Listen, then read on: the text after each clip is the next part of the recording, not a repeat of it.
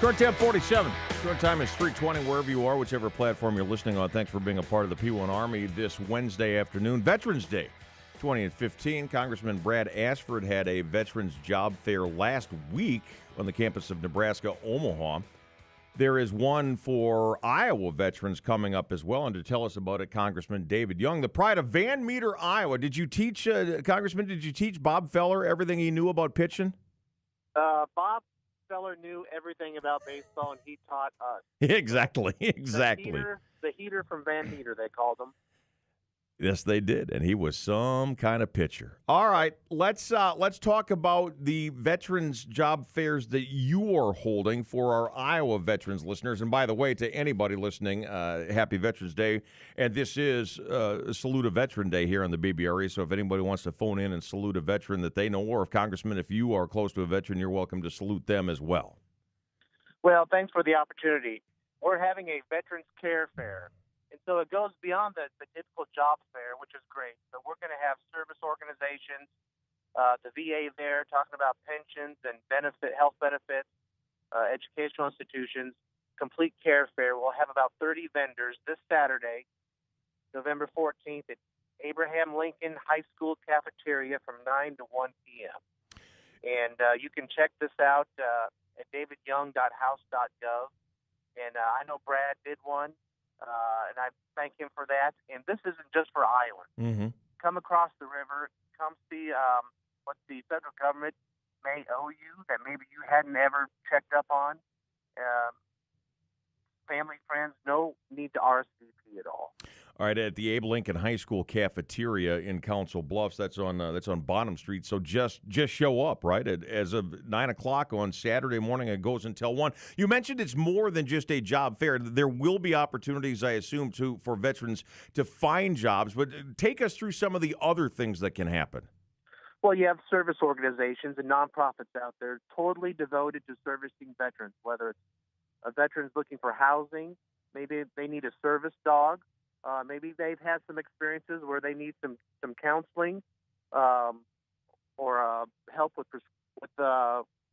food and prescription drugs, those kind of things. But also some schools, Iowa Western Community College, University of Iowa, Iowa State, to be there, letting them know about some of the educational opportunities that maybe they can take advantage of as well, along with just your Iowa and your U.S. Veterans Administration to talk about benefits and pension issues as well. And, sometimes it takes the family to hear about these things and drag some of our veterans in for whatever reason. I don't know why, but it seems like some veterans seem really reticent to show up. Mm-hmm. They're not, they're getting what they deserve. This isn't welfare. This isn't a freebie. They are owed these things, and we want to make sure they get them. Talk about this with Congressman Ashford frequently. In your opinion, Congressman Young, are we doing right by our veterans? Oh, no way. I did 2 veterans events today, one at the Iowa Veterans Cemetery and not just leaving one to Corning, Iowa. And I spoke for 15, 20 minutes at each one. And one of the first things I said was, I'm not going to rattle off what's going on in Congress regarding veterans issues because, quite frankly, we're not doing enough, and we have failed you. And what we really need is with the Veterans Administration, the U.S. Department of Veterans Affairs, you need accountability, and that means you need the ability to fire people who do bad things and aren't doing their job. And you need to protect the whistleblowers at the Veterans Affairs Department to protect those who are doing right for our veterans. We don't do enough.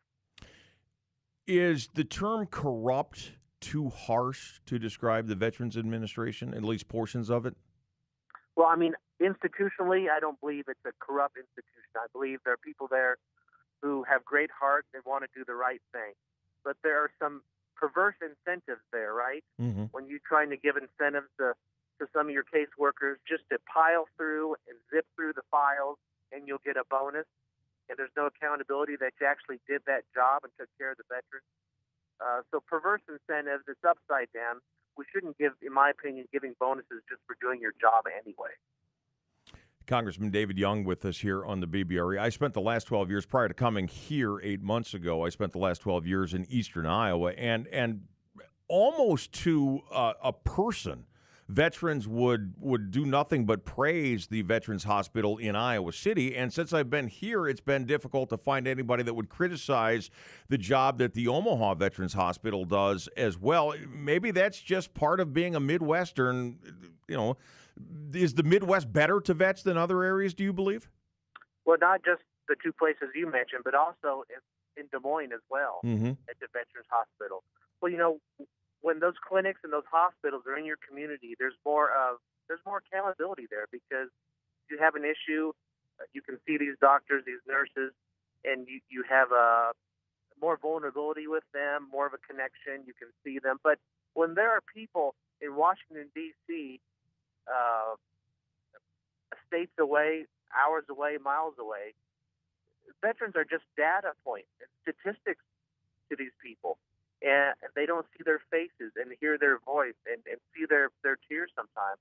And there's not that personal connection. And here in the Midwest, our mantra is work hard and be nice. We want to take care of each other. When you talk to veterans, is there a common complaint, or are there many? Most of the complaints are about what's going on in Washington and not what's going on in their communities with the Veterans Hospital. That's what I'm hearing. Okay, very good. Veterans Care Fair, 9 to 1, Saturday, Abe Lincoln High School Cafeteria in Council Bluffs on Bonham Street. Do not need to RSVP. There is more information online at davidyoung.house.gov. Best case scenario, how many vets do you hope show up, Congressman? Well, when we did it in Des Moines in late October, we had about 200 there.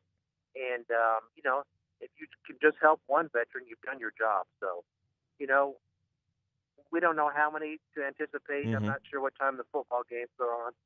But we'll probably get more earlier rather than later. What time? The Husker game, I think the Huskers, an 11 o'clock game against Rutgers. The Hawkeyes play Minnesota at Kinnick. That's a night game. So you get there at 9 o'clock. You spend an hour and a half there, and then you get out, and you got the Husker-Rutgers game to watch because it opens up at 9 o'clock. And I think it's important to say, again, and as you mentioned, Congressman, this is not just for Iowa vets. Any Nebraska vet, anybody listening right now that is a vet, more than welcome to show up. Exactly right. And, have a little breakfast at home, but save some for dessert. We'll have some cookies and donuts there, too. Very good. Congressman, thank you so much for your time. I appreciate it. All right. God bless. Thanks for what you do. Congressman David Young here on the BBRE. 402-342-1290. It's called a care fair. I like that. It's not just about finding a job, although I'm sure for many veterans that's mostly what it needs to be about, is finding a job. A whole bunch of different service organizations, agencies. Iowa Wesleyan is going to be there, and some other schools represented as well. Again, go to David Young, DavidYoung.house.gov to find out more. All right, come on in. Salute a vet on Veterans Day, or bring up anything you want. 402-342-1290, 800-577-1290. Angie Frederick after 4, the health and fitness expert here on the BBRE. You got some questions you want to ask her, go ahead and tweet those or email those as well. Along with Lumberman, Artie, Charlie, and Potsy, I'm Bob. This is the BBRE.